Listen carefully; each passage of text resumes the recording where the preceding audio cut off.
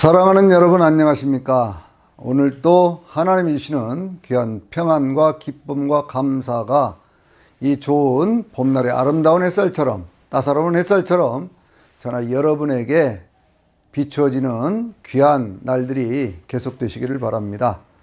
우리가 지난주까지요, 성경에 있는 그러한 말씀들 속에 여호수아서까지를 봤지요. 여호수아서는 하나님께서 아브라함에게 주셨던 그러한 언약을 이루는 그러한 내용이고요.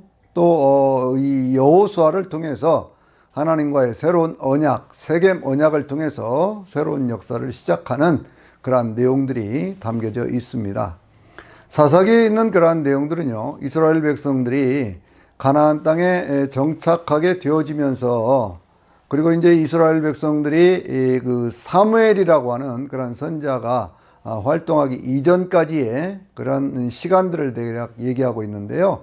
시간으로 보면 대개 이제 1446년이 출애굽한 때고, 그리고 40년 광야 생활을 거쳤기 때문에, 그리고 또 한 5년 내지 7년 정도의 전쟁을 거치잖아요.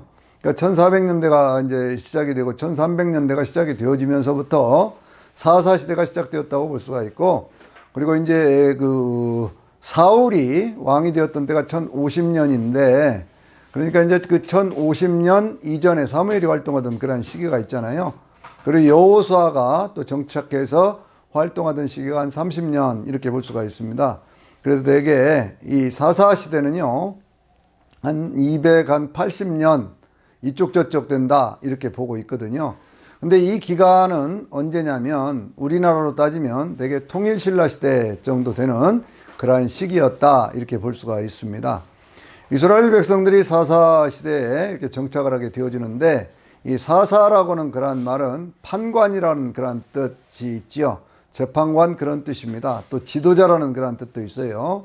이스라엘 백성들을 가나안 땅으로 인도하신 하나님께서 그들이 땅이 부족불로 이렇게 쭉 분배가 되어지고 난 그 다음에 이스라엘 백성들이 하나님을 떠나가기를 시작을 합니다. 사사기 1장과 2장은요, 이스라엘 백성들이 하나님을 떠나는 그러한 과정에 대해서 쭉 이야기를 하고 있는데, 이 여호수아가 죽은 후에 그 뒤에 이제 여러 가지 일들에 대한 처리 과정 속에서 이제 이 여호수아가 죽고 나니까 또 그 시대에 하나님의 기적을 알던 그런 사람들이 죽고 나니까 그 가운데 이제 많은 사람들이 하나님을 떠나는 거예요. 그래서 이제 사사기 2장 7절에 있는 그런 말씀 보면 그들이 하나님을 잊어버렸다 그렇게 얘기를 하고 있습니다. 그 역사를 잊어버렸다. 그래서 그들은 바알과 아세라라고 하는 그 지역에 있는 우상들을 섬기는 그러한 사람들이 되어버렸다 그런 얘기죠. 그래서 이제 그 사람들이 그런 어떤 그런 어려움과 고통 속에 빠져들어가기를 시작을 합니다. 이 사사기는요, 계속돼서 반복되는 그런 패턴이 있는데, 그것은 뭐냐면 세상 살기가 좀 좋아지니까 하나님을 떠나고 하나님을 배반하는 그러한 역사들이 먼저 나타나고 있죠. 그러한 역사 속에서 하나님의 징벌이 내립니다. 하나님 앞에 징벌을 받고 고통을 당하다가 이들이 그 고통 속에서 하나님을 향해서 부르짖기 시작하거든요. 하나님을 향해서 막 부르짖다 보면 하나님께서 또 그들을 불쌍히 여기셔서 구원하는 역사가 나타나요. 그러니까 이제 어떤 타락과 징벌과 회개와 구원이라고 하는 이 네 가지 이야기가 사사기 전체에서 반복되어서 흘러가는 그런 내용들인데요. 특별히 이제 사사기 3장에서부터 16장까지 있는 그런 말씀들 속에 그 가운데 이제 이스라엘 백성들의 14명의 사사들에 대한 그런 얘기가 있어요. 그리고 이제 17장부터 보면 이스라엘이 영적으로 급속하게 타락해 가기 시작하면서 맨 마지막 절인 21장 25절에 29절에 있는 그런 말씀을 보면은요, 거기서는 뭐라고 얘기를 하고 있느냐 그러면 그때는 왕이 없었으므로 그들이 각자 자기의 소견에 좋은 대로 행하였다라는 그런 말씀으로 사사기를 마무리하는 것을 볼 수가 있습니다. 그러니까 이제 전체적인 어떤 그런 역사 속에서 하나님께서 어떤 그 타락한 백성들을 징벌하시고 징벌하다가 부르짖으면 구원하고는 그러한 역사들이 계속해서 반복되어 가다가 사사기 마지막쯤 되어지면요, 그들이 영적으로 타락을 할 뿐만 아니라 내전이 일어나 가지고, 그래서 베냐민이라고는 한 지파가 완전히 사라져 버릴 그러한 운명에까지 처해 있었는데, 그것을 아주 그냥 교묘한 방법으로, 교묘한 방법이라고 하지만 사실은 살인, 약탈, 또 납치 뭐 이런 것들을 통해서 베냐민에 남아있던 600명의 사람들에게 짝을 지어줌으로 해서 그들이 12지파를 이렇게 이루어가는 그러한 내용들이 그렇게 나오고 있어요. 왜 사사기 다음에 룻기가 나오느냐 그러면요, 사사시대의 어떤 그러한 혼란된 그러한 상황 속에서 하나님은 한 왕을 준비하고 계신다 그런 얘기죠. 그것이 바로 다윗이라고 하는 왕에 대한 그러한 이야기이기 때문에, 그래서 이제 룻기를 통해서 그 다윗 왕의 어떤 탄생 이전에 어떤 그러한 이야기들이 준비되는 것을 볼 수가 있습니다. 이 3장에서부터요, 3장에서부터 18장까지 있는 그러한 16장까지 있는 그러한 말씀들 속에는 14명에서 했던 그러한 사사들에 대한 그러한 얘기가 나오는데, 조금 뭐 그 기록이 긴 사람도 있고요, 기록이 짧은 그러한 사람도 있거든요. 그 가운데 어떤 사람들이 있느냐 그러면 온니엘이라고 하는 그러한 사사가 있어요. 갈렙의 그러한 조카였던 이 온니엘이라고 하는 그러한 사사가 있고요, 왼손잡이였던 에웃이라고 하는 그러한 사사도 있고요, 여선지자였던 드보라라고 하는 그러한 선지자도 있고요, 또 삼갈이라는 선지자도 있고, 또 성경에서 우리가 잘 알고 있는 기돈이라고 하는 그러한 사사도 있고요, 또 입다라고 하는 잘못된 서원을 통해서 자기 딸을 어떤 제물로 드릴 수밖에 없었던 그런 입다의 그런 이야기도 있고요, 그리고 힘이 너무너무 셌던, 그래서 하나님 옆에 한 시대에 쓰임받았던 삼손의 이야기가 있고 그러죠. 그래도 여러 사사들에 대한 어떤 그런 이름들이 나오지만, 이제 오늘과 다음 주에 어떤 그런 시간들을 통해서요, 특별히 사사 두 사람의 이야기를 제가 해보려고 합니다. 그 가운데는요, 첫째는 누구냐 그러면 기드온에 대한 그런 얘기고요, 그리고 이제 다음 주에는 제가 삼손에 대한 얘기를 할 건데요, 기드온에 대한 얘기를 통해서 오늘의 제목은 어떤 제목으로 하느냐 그러면 기드온의 성공과 실패라고 하는 그러한 제목으로 말씀을 드리도록 하겠습니다. 이 기드온에 대한 그러한 얘기는요, 이스라엘 민족들이 40년간 어떤 고난을 당하다가 다시 40년간 평안했던 어떤 그런 시기를 지내고 난 다음에 7년 동안 미디안이라고 하는 그러한 나라들에 의해서 고난을 당하는 그러한 얘기서부터 시작을 합니다.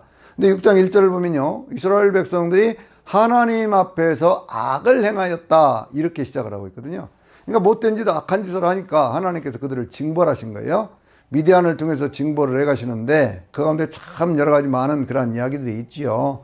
참 그들이 농사만 좀 지으려고 하면 미디안 사람들이 막 올라와가지고 그들을 싹 그냥 하여튼 그거 다 빼앗아가는 그런 일들이 있고, 뭔가 이제 농사를 좀 하고 뭐 이렇게 해서 좀 먹고 살 것을 만들려고 하면 어느샌가 와가지고는 또 그것을 뺏어서 가는 그러한 일들이 계속 반복되는 거예요.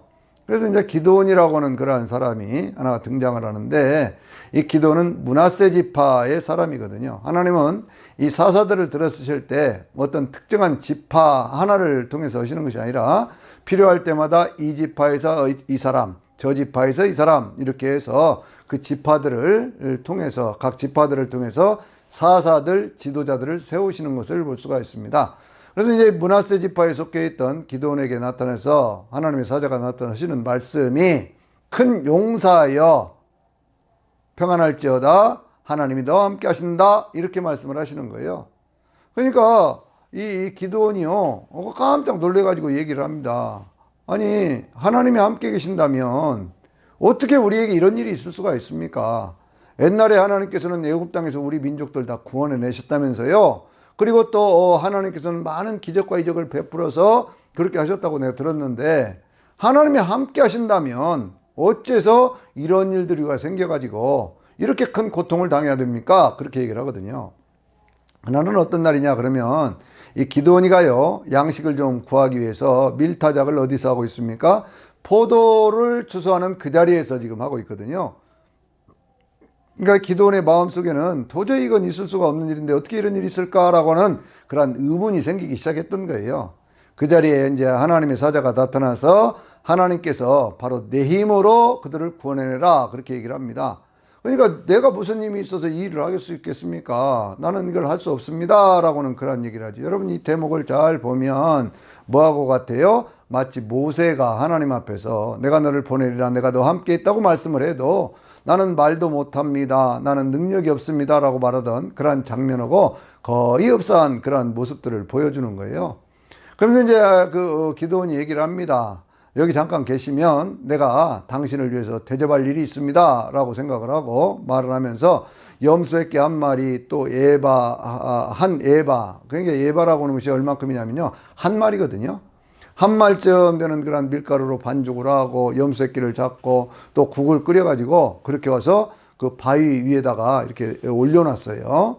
그랬더니 하나님의 사자가 그 바위 위에 지팡이를 대니까 거기서 바위에서 또 불이 나와서 그 모든 것들을 살라버리는 바로 그러한 모습이 보여지거든요. 그냥 이제 그런 모습들을 보면서 이 기드온이 이거 큰일 났구나. 내가 하나님을 만났으니 이거 어떻게 해야 될 거라고 얘기를 할 때 하나님께서 그를 살려주셨죠. 그때 그 기드온이 하나님 앞에 쌓았던 그러한 제단, 하나님을 위하여 제단을 쌓고 제물을 부리고 그러면서 하나님 앞에서 그 제단에 대한 이름을 뭐라고 얘기를 하냐면 여호와 샬롬 그렇게 얘기를 하거든요. 하나님 우리에게 평화가 되신다. 하나님 우리에게 평화를 주시는 하나님이시다. 라고 하는 고백을 하는 거예요. 그런데 하나님의 사자가 뭐라고 얘기를 하냐면 이렇게 얘기를 하죠. 저기 가서 너희 아버지 집에 있는 이 바알의 신상을 무너뜨려 버리고 아세라 신상은 찍어서 그걸로 제물을 드려라. 그렇게 얘기를 합니다. 기드온이가 그 얘기를 들었는데 이제 겁이 나가지고 낮에는 하지를 못하고요. 한 밤중에 들어가서 그것을 이제 그렇게 해요. 바알의 신상을 무너뜨리고 아세라 신상을 찍어갖고 제물을 드리는, 번제로 드리는 그런 일을 하거든요. 사람들이 와서 깜짝 놀랐습니다. 아니 어떻게 해갖고 이런 일이 있느냐 하고 알아봤더니 바로 이 기드온이 그런 짓을 했거든요. 그러니까 기드온이 그런 짓을 했으니까 기드온을 처벌을 하려고 막 그렇게 난동을 부리고 그럴 때 기드온의 아버지가 담대하게 얘기를 합니다. 그래? 바알이 진짜 신이라면 바알이 자기를 보호해야지 왜 너희들이 그러느냐? 라고 담대하게 그것을 막아줍니다. 그래서 이제 그때 생겼던 그런 이름이 뭐냐면 기드온에게 생겼던 이름이 여룻바알이라고 하는 것이죠. 그렇게 해가지고 이제 하나님께서 그를 통해서 이스라엘 백성들을 구원하기로 작정을 하셨는데 그 작정하신 그때에 기드온이 이제 사람들을 모으죠. 사람들을 모으는데 그 전에 이제 하나님 앞에 어떤 그런 징조를 보여달라 그러니까 하나님께서 양털에 있는 거기에만 비가 내리게 해주세요. 그러니까 그렇게 해줬고 양털이 아닌 주변에 비가 이렇게 내리게 이슬이 내리게 해주세요. 그러니까 또 그렇게 해줘서 그런 확실한 그런 증거를 또 가지게 되거든요. 그래가지고 이제 사람들을 모으는데 사람들이 전체로 한 32,000명 정도가 왔어요. 32,000명 사람들이 왔는데 그 사람들 가운데서 그 전쟁에 대한 어떤 그런 두려움이 있음에도 불구하고 왔던 사람들이 있거든요. 하나님 말씀하십니다. 이 사람이 너무 많다. 그러면 저들이 이기고 나면 지들 힘으로 이겼다고 할 것 아니냐. 그러니 저들을 다 돌려보내라. 겁내는 사람 돌려보내라. 그랬더니 몇 명이 돌아갔습니까? 22,000명이 돌아갔습니다. 그때 미디안의 군대는 몇 명이었어요? 전체 숫자로 따지면 135,000명이고 거기에 직접 왔던 것들이 105,000명 정도 되었었거든요. 그러니까 그 엄청난 군대 앞에서 3만이라고 하는 그런 숫자도 많은 것이 아닌데 하나님은 많다고 말씀을 하셔요. 다 돌려보냈습니다. 10,000명이 남았어요. 그 10,000명 가운데 하나님은 또 어떻게 역사를 하시냐면요. 그들 가운데 이제 그 개울가로 데리고 가가지고 물을 이렇게 핥아서 먹는 사람들, 그리고 물을 떠서 먹는 사람들 이렇게 구별해내라. 그렇게 말씀을 하셔요. 그래서 물을 이렇게 이제 핥아서 먹는 그런 사람들을 세워놓고 보니까 몇 명? 300명입니다. 그래서 300명의 어떤 그런 숫자가 남은 거예요. 근데 그 300명을 가지고 하나님은 105,000명쯤 되는 그러한 군대와 싸움을 하라고 말씀을 하시는 거예요. 여러분 이게 가당한 얘기겠습니까? 그러니까 이건 무엇을 얘기하고 있냐면 전쟁이라고 하는 것, 모든 싸움의 어떤 승패라고 하는 것, 이래 성취하는 것은 그것은 하나님께 달려있다라고 하는 것을 우리에게 보여주는 겁니다. 우리는 이 성경을 보면서 기드온의 300용사 그 얘기를 하지만요. 기드온이 위대하거나 300용사가 있어서가 아니라 그들을 통해서 역사하시는 하나님이 위대하신 거예요. 하나님이 전능하신 것입니다. 그래서 늘 우리는 성경을 보면서 하나님을 만나야 되는 것이거든요. 그 300명에게 어떻게 하냐면 하나님께서 오른손에는 나팔 들게 하고 또 왼손에는 횃불을 들게 하고 그 위에는 항아리를 씌워서 그렇게 가지고 이제 가지고 가게 하거든요. 그렇게 하고 이제 거기를 가가지고 그들이 셋으로 나눴으니까 100명씩 아닙니까? 그러니까 100명씩 나누어 가지고 그들이 여호와를 위하라, 기드온을 위하라 그러면서 막 소리를 지르는 거예요. 그러니까 거기에 있던 그런 사람들이요, 여호와 기드온을 위하여라고는 그런 소리를 막 지르기 시작하니까 그들 가운데 자중질환이 일어나 가지고요, 미디안 군대가 거기에서 이제 죽는 그러한 숫자들이 12만 명이 죽는 그러한 일들이 생기게 되는 것을 볼 수가 있죠. 이 기드온이 다른 어떤 그런 군사 조직들을 동원을 해서 그들을 추격하고 그렇게 해가지고 완전히 그 전쟁에서요 크게 승리하는 그런 내용들이 나오고 있어요. 그런데 이제 그 다음에는 어떤 문제가 있느냐 그러면, 그러니까 이제 거기 있는 사람들이 얘기하기를, 기드온에게 얘기를 하기를요, 기드온, 당신과 당신의 자손들이 우리를 좀 다스려 주시기를 원합니다. 당신이 우리의 왕이 되어 주기를 원합니다. 이렇게 얘기를 하는 거예요. 그러니까 기드온이 내가 왕이 되는 것은 가당치 않습니다 라고 얘기를 하면서 그것을 이제 거부를 하는데, 대신에 당신들이 가지고 있는 귀걸이라든지 뭐 이런 것들을 전부 다 모아가지고 그렇게 나를 좀 주시오, 그렇게 얘기를 합니다. 그러니까 그걸 다 모아주니까 그것 갖고 우상, 에봇이라고 하는 것을 하나 만들어가지고요, 그것을 놓고 그 앞에서 이스라엘 백성들이 그것을 음란하게 섬기는 그런 일들을 하도록 만들어버렸어요. 하나님이 해주신 일인데 거기에 어떤 상징물을 만들어 놓고 마치 기드온 자신이 그런 것처럼 말로는 왕이 아니 된다고 그랬는데, 나는 왕을 하지 않겠습니다 그렇게 얘기를 했는데, 기드온에게는 아내가 몇 명이냐, 자식이 70명, 그리고 첩의 아들 또 아비멜렉이라고 하는 그런 또 것이 하나 나오거든요. 그러니까 이제 그것을 우리가 한번 생각해 보자고요. 한 여자가 예를 들어서 아이를 뭐 한 10명씩 낳았다. 그래도 몇 명이에요? 7명. 7명씩 낳았다 그러면 10명. 혹은 한 두세 명씩 낳았다 그러면 수십 명의 아내가 있는 거예요. 말은 내가 왕으로서 역할하지 않겠다라고 얘기를 하고 실질적으로 누리고 사는 것은 왕 같은 짓을 하고 있었다 그런 얘기입니다. 그러니까 이 나라가 영적으로 굉장히 피폐해지기 시작하는 거예요. 기드온이 다스리는 40년 동안 나라는 평온했다고 얘기를 하지만 기드온이 죽은 다음에 그 누구도 기드온의 집안을 돌보지를 않습니다. 왜냐하면 기드온 자신이요, 하나님이 주신 은혜 가운데 성공을 했는데 그 성공한 그것을 하나님께 영광을 돌리는 쪽으로 하지 아니하고 자기의 어떤 그런 쾌락이라든지 자신의 어떤 명예라든지 자기의 권력을 그렇게 쌓아가는 그러한 일들에 거기에 치중했다 그런 얘기죠. 그러니까 이제 죽고 나니까요 어떤 일이 생기냐 그러면 아비멜렉이라고 하는 아들 하나가요, 그건 첩의 아들이거든요. 세겜이라고 하는 곳. 세겜이 어떤 곳입니까? 아브라함이 처음 하나님 앞에 제단을 쌓았던 그런 장소잖아요. 그런데 거기 세겜이 그 고향이에요. 첩의 아들이었던 이 아비멜렉이가요 그 동네에 가가지고 기드온의 아들 70명이 당신들을 다스리는 게 좋으냐, 아니면 내가 당신들을 다스리는 게 좋으냐, 나는 당신들의 어떤 혈족 아니냐, 이렇게 막 얘기를 하는 거예요. 거기 있는 사람들이 설득을 당했습니다. 그래, 그 70명보다는 우리 동족인 내가 하는 게 낫지, 그렇게 얘기를 하면서 군자금을 모아줬는데, 그러니까 군자금을 모아주니까 이 아비멜렉이 뭐라냐면 평소에 어울리고 다니던 참 패역하고 불량한 그러한 아이들을 모아가지고요, 그 기드온의 그 어떤 아들 70명을 바위 하나에서 다 때려 죽이는 그러한 일들이 생기는 거예요. 그러니까 그렇게 이제 때려 죽이고 나니까 그때 한 사람 도망갔지요.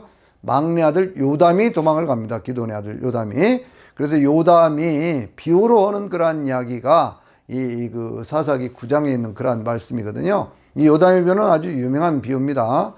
다윗을 찾아와서 했던 나단의 비유도 있고요, 예수님의 비유가 있지만 그 모든 비유의 원형적인 어떤 그러한 모습은 바로 이 요담의 비유에 있다, 우리가 이렇게도 볼 수가 있는 거거든요. 요담이 그런 얘기를 합니다. 산에서 나무들이 회의를 했다.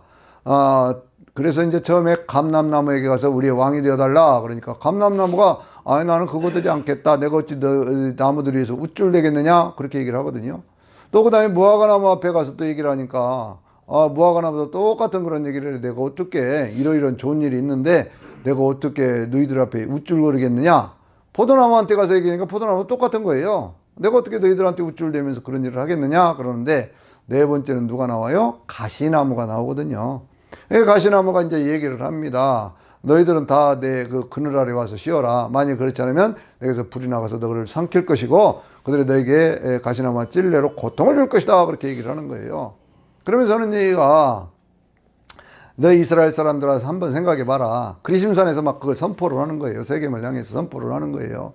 너희 한번 생각해 봐라. 우리 아버지 기드온이 너희를 그렇게 해서 구원해내고, 그래서 이 나라가 한 40년 이렇게 평안했었는데, 그런데 그 평안한 그런 세월이 지나가면서 너희가 어찌해서 그 아들들이 다 죽도록 내버려 두고 이렇게 전혀 자격도 없는 그러한 사람이 왕이 되도록 그렇게 했느냐. 이 대가를 너희들이 치르게 될 것이다 라고는 얘기를 하지요.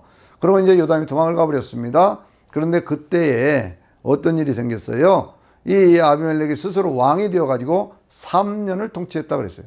사사시대는 뭐가 없던 때라고요? 왕이 없던 때였습니다. 그런데 왕이 없던 그러한 시절인데, 왕이 없는데 아비멜렉이 왕이 되어가지고 3년을 통치를 하면서 수없이 많은 그런 내전과 그리고 수없이 많은 살육이라고 하는 것이 그렇게 이루어졌거든요. 그러다가 결국에는 이 아비멜렉이 한 성을 치러 갔다가 여인이 던진 맷돌에 머리가 깨져가지고 그렇게 죽는 그러한 역사가 나타나요.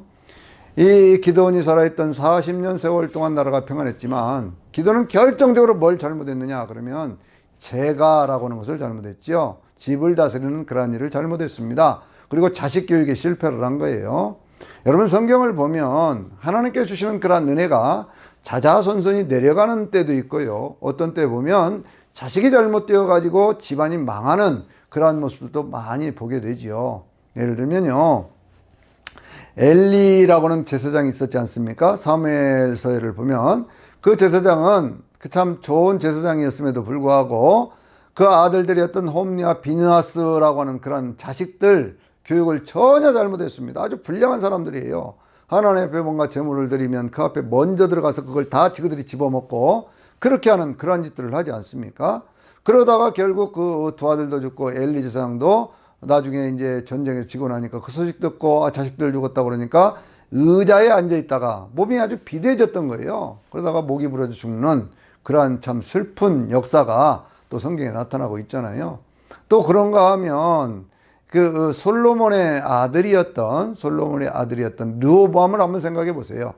솔로몬은 어쨌든 간에 다윗이라고는 자기 아버지의 뒤를 이어서 왕이 되어서 그렇게 가지고 성전도 짓고, 물론 뒤에 가면 아주 참 못된 짓도 많이 했어요. 그러나 어떤 성전을 짓고 어떻게든지 한 그 나라가 자기 정체성을 가지고 살 수 있도록 하는 그러한 일들을 했지 않습니까? 그런데 그 아들이었던 그 르호보암 때에 와서요, 나라가 내전이 일어나 가지고 그래야 나라가 둘로 쫙 쪼개지는 그러한 것이 생기잖아요. 북쪽에 10지파, 남쪽에 2지파. 그러니까 이스라엘의 어떤 그런 12지파가 둘로 나누어져서 남쪽에는 유다 지파하고 베냐민 지파만 남는 그러한 모습으로 이렇게 나라가 참 초라해져 버리는 그러한 것들이 왜 그랬느냐?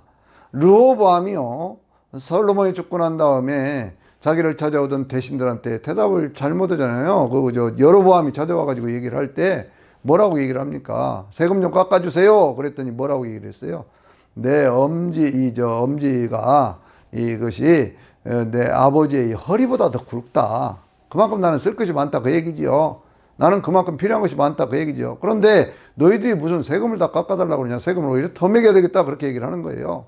젊은 사람들 말을 듣고 그랬습니다. 나이 든 대신들은 그렇습니다, 세금 좀 깎아줍시다 그렇게 얘기를 하는데, 젊은 사람들 얘기 듣고 그렇게 하다가 결국은 나라가 두 쪽으로 쫙 나눠져 가지고, 그런 어떤 슬픈 역사도 결국 솔로몬은 자기는 세상에서 가장 지혜로운 사람이었지만 그 아들 르호보암, 더군다나 왕위를 물려받은 르호보암은 전혀 지혜 없는 그러한 사람이 되었던 것 아니에요.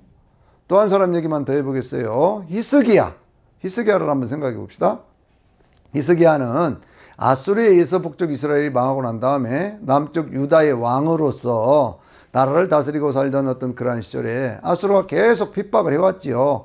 그러면서 이제 나라가 그 성이 전부가 다 아수르에서 둘러싸이고 막 그런 일들이 생겼지 않습니까? 그래가지고는 그때 하나님 앞에 그 편지를 들고 가서, 하나님, 저 할례 받지 못한 그러한 민족들, 저는 랍사게와 같은 그런 것들이 하나님을 조롱하고 있습니다. 하나님 도와주세요 하고 하나님 앞에 기도해서 그 전쟁의 문제를 해결을 했습니다. 그런데 뭐가 들었어요? 몸에 병이 들었잖아요. 얼마나 스트레스가 많았겠습니까? 참 정치에 대한 것, 또 외교적인 문제, 많은 것들 때문에 그랬겠지요. 그래서 몸에 병이 들어서 이사야 선지자가 찾아와서 당신이 이제 얼마 살지를 못한다. 그렇게 얘기를 하니까요. 히스기야가 그때도 뭐 했습니까? 하나님을 향해서 기도하기 시작하죠. 벽을 향해서 눈물로 통곡하면서 이렇게 기도를 했습니다. 하나님, 내가 이전에 전심으로, 성실과 전심으로 하나님 앞에 행하였던 것을 기억하여 주시옵소서 하고 기도를 했어요. 하나님께서 그 히스기야의 눈물과 기도를 보셨다고 그랬어요. 들으셨다고 그랬습니다. 그래갖고 이사야 선지자가 왕궁을 벗어나기도 전에 하나님의 말씀이 이사야에게 임해서 당신의 살게 될 것이다 라고 얘기를 하면 15년간 수명을 연장시켜 주었지요. 거기까지는 정말 아름다운 얘기입니다. 우리는 늘 그 얘기를 많이 합니다. 히스기야가 15년 동안 하나님 앞에 병들었다가 기도해서 응답받고 수명을 연장받았다라는 얘기를 많이 해요. 그런데 역사의 어떤 그런 관점에서 보면요, 히스기야 때 가장 큰 실수는 뭐냐 그러면 그 아들이 므낫세라고 하는 그런 아들이 태어나는데, 이 므낫세가 이스라엘 전 역사, 북쪽 이스라엘 역사, 남쪽 그 유다의 역사를 통틀어서도 제일 나쁜, 제일 못된 그런 왕이 되어서, 그러니까 이게 언제 났느냐 그러면 이 히스기야가 병 고침 받고 난 뒤에 난 아들이거든요. 한 13살쯤 되어갖고 왕이 됐으니까요. 그러니까 이 히스기야는 자기가 병들었다 나아갖고 난 그 아들이 얼마나 소중했겠어요. 자기가 이제 곧 죽는다는 거 자기도 알잖아요. 15년이라고 그랬으니까. 그런데 아이들을 낳았어요. 그러니 그것을 망나니로 키워버린 겁니다. 제대로 신앙교육하지 않고 그냥 망나니로 지멋대로 하도록 그냥 놔둬버린 거예요. 그래가지고는 이게 이제 왕이 되어가지고는 나라가 온통 우상숭배 쪽으로 들어가게 되면서, 그러면서 더 이상 어떻게 회복시킬 수 없는 그러한 지경에 빠져가지고 이스라엘 나라가 결국 멸망과 쇠락의 길로 남쪽 유다가 그렇게 가는 그러한 모습들을 볼 수가 있어요. 오늘 제가 드리려고 하는 말씀은 바로 이겁니다. 우리는요, 개인으로서 본인은 성공할 수 있어요. 자신의 노력에 따라서 열심히 살다 보면 본인의 인생의 어떤 그런 성공을 얘기할 수 있습니다. 그러나 오늘 또 우리의 주변에 있는 많은 어떤 정치하는 사람들의 이야기에서 보는 것처럼 본인의 성공이 자녀들까지 그렇게 만들어주지는 않는다는 거예요. 여러분, 자녀들 때문에 곤욕을 치르는 그러한 많은 사람들이, 매스컴을 타고 오는 그러한 사람들이, 그것이 그 개인이 뭔가를 막 그렇게 해갖고 그렇게 합니까? 자녀들의 어떤 언행이라든지 그런 것들을 보면 거기에 전혀 그렇지 않다라고는 그런 것들을 우리가 발견하게 되잖아요. 그래서 늘 우리 신앙을 가진 사람들이 생각해야 될 것이 있습니다. 오늘 또 제가 가서 참 우리 사랑하는 어떤 권사님 그 하관 예배를 집례를 하고 그러고 왔는데요.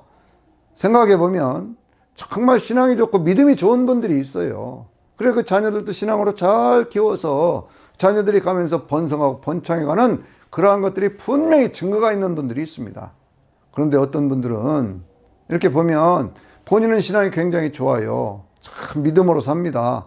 그런데 자녀의 신앙교육에 전혀 관심이 없어서 그냥 사는 대로 놔두었다가 그 자녀들이 인생의 큰 실패자가 되는 그런 모습들을 많이 보게 되거든요.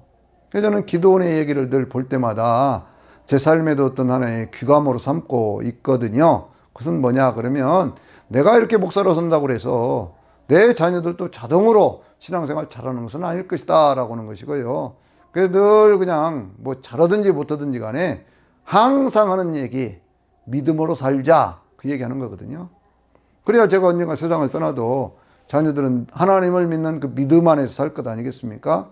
그래서 기도원의 성공과 실패에 대한 어떤 그러한 이야기 속에서 기도원 자신이 초창기 그 연약한, 하나님 내가 무엇입니까? 라고 했을 때도 하나님이 나타나서 격려해서 큰 용사여 하나님이 너와 함께 하신다라고 말씀하시는 그런 큰 은혜를 받았던 기드온이 그 아들의 문제 때문에 그래서 큰 어떤 그런 어려움을 사후에 겪게 되는 그런 것들을 우리가 귀감으로 삼아서 우리의 삶에 내가 자손에게 물려줄 것이 뭔가 그걸 늘 생각하고 믿음으로 사는 그런 귀한 가정 가문들을 우리 함께 이루어갈 수 있게 되시기를 주의 이름으로 축원합니다. 아멘.